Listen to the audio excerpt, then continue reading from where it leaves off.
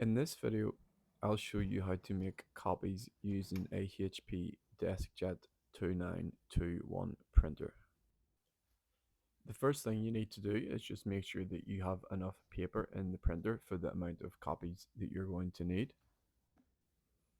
And now you're going to open up this lid here at the top of the printer. Then take the page that you want to copy and place it face down on the glass like this. You're then going to align the page in the bottom right towards this symbol. So just drag the page, but make sure it stays on the glass like this, and then close the lid.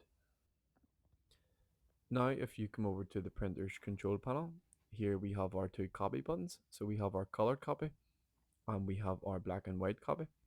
So let's say you want two black and white copies. You would press this button twice and you'll see the number 2 appear on this screen. So I'll just press it twice and we can see the number 2 appear. And here is my copies being printed.